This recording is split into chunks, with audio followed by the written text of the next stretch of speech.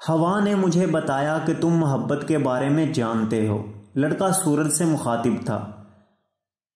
اگر تم محبت کے بارے میں جانتے ہو تو تمہیں کائنات کی روح سے بھی ضرور آگاہی ہوگی، کیونکہ اس کی تخلیق بھی محبت سے ہوئی ہے۔ جہاں میں ہوں، سورج نے جواب دیا، میں کائنات کی روح کا آسانی سے نظارہ کر سکتا ہوں۔ یہ میری روح سے مخاطب ہوتی ہے۔ ہم دونوں مل کر زمین کو زندگی دیتے ہیں اور بھیڑوں کو سائے کی تلاش سکھاتے ہیں۔ زمین سے اتنی دوری پر میں نے محبت کرنا سیکھا ہے۔ مجھے معلوم ہے کہ اگر میں تھوڑا سا بھی زمین کے قریب آیا تو زمین پر موجود ہر چیز فنا ہو جائے گی اور روح کائنات ختم ہو جائے گی۔ اس لیے ہم مسلسل اس بات پر غور کرتے ہیں کہ ہر شے کو دوام کیسے دیں۔ میں زمین کو حرارت دیتا ہوں اس لیے کہ زمین کی بقا کے ساتھ میری اپنی بقا وابستہ ہے۔ تو پھر تمہیں محبت کے بارے میں بھی معلوم ہے؟ لڑکے نے سوال کیا۔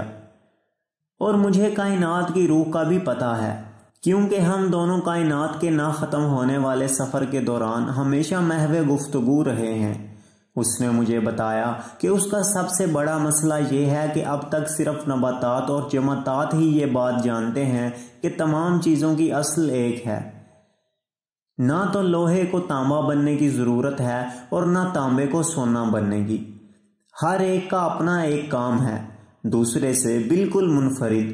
اور اگر وہ خالق جس نے یہ سب تخلیق کیا ہے کائنات کی تخلیق کے 5ویں روز آرام کرتا تو کچھ بھی وجود میں نہ آتا۔ اور پھر تخلیق کا 6واں روز بھی تو تھا۔ سورج نے اپنی بات جاری رکھی۔ تم بہت دانا ہو، کیونکہ تم اس دوری سے ہر چیز کا مشاہدہ کرتے ہو جہاں سے کوئی شے پوشیدہ نہیں ہے۔ لڑکا بولا، لیکن تم محبت سے بالکل ناواقف ہو۔ اگر تخلیق کا 6واں دن نہ ہوتا تو انسان کا وجود بھی نہ ہوتا۔ تانبا ہمیشہ تانبا ہی رہتا اور سیسا ہمیشہ سیسا۔ یہ سچ ہے کہ ہر چیز کی اپنی منزل ہے اور ایک دن ہر چیز اپنی منزل پر پہنچ جائے گی۔ اس لیے ہر شے اپنے آپ کو کسی بہتر چیز میں تحلیل کرنے میں مصروف ہے تاکہ ایک روز اپنی منزل تک پہنچ جائے، جس روز ہر شے کائنات کی روح میں واپس ضم ہو جائے گی۔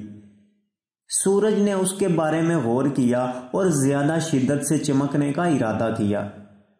ہوا جو اب تک تمام گفتگو غور سے سن رہی تھی زیادہ شدت سے جلنے لگی تاکہ سورج لڑکے کی بینائی کو متاثر نہ کر سکے۔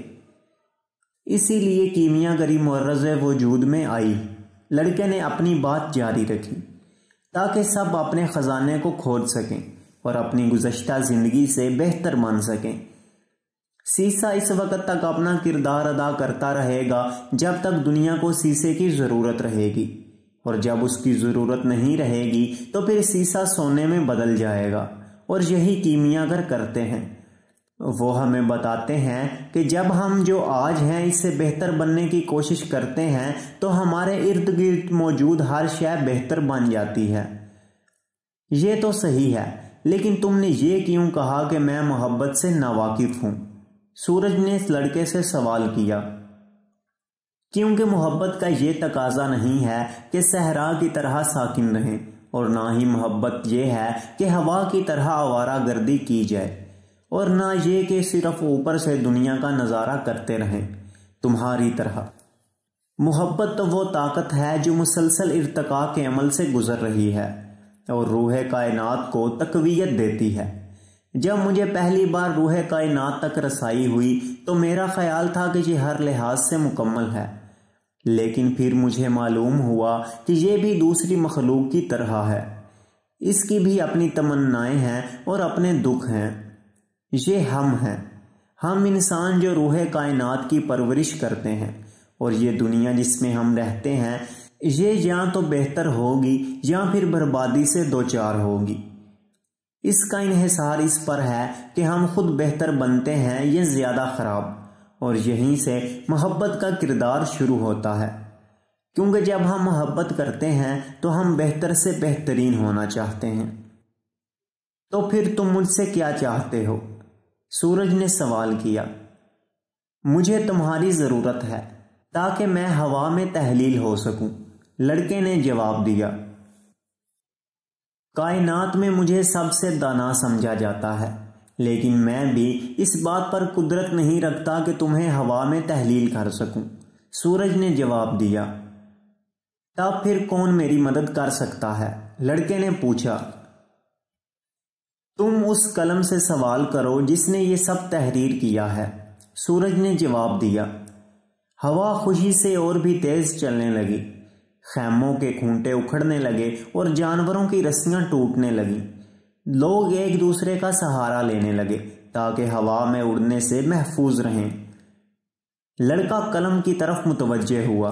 اس نے محسوس کیا جیسے تمام کائنات خاموش ہو گئی ہو۔ تب اس نے قلم کو مخاطب کرنے کا ارادہ ترک کیا۔ اس کے دل میں محبت کا ایک طوفان موجزن تھا۔ اس نے دعا کرنا شروع کر دی۔ یہ وہ دعا تھی جو اس سے قبل اس نے کبھی نہیں مانگی تھی، کیونکہ یہ وہ دعا تھی جسے الفاظ کی ضرورت نہیں تھی۔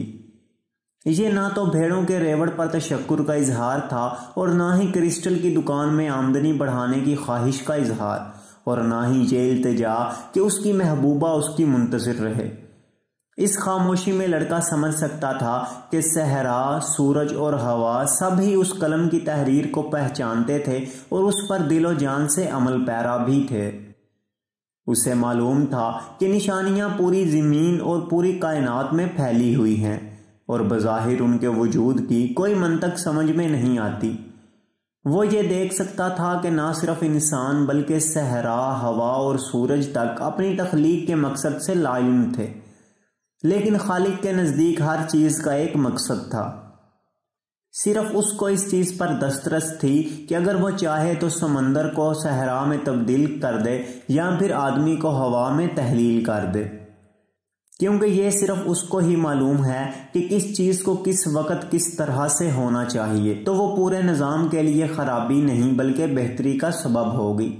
اور اسے ہی معلوم ہے کہ ایک عظیم مقصد کے تحت تخلیق کے 6 روز صرف ایک نقطے میں مرکوز ہو کر کار عظیم بن گئے تھے۔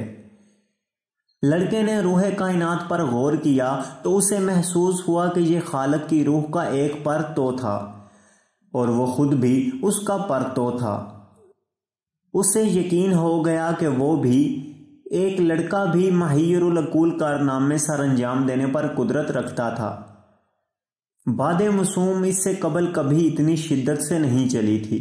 کئی نسلوں تک عرب میں ایک لڑکے کے چرچے گونجتے رہے جس نے اپنے آپ کو ہوا میں تحلیل کر لیا تھا اور ایک فوجی کیمپ کو تباہ کر دیا تھا۔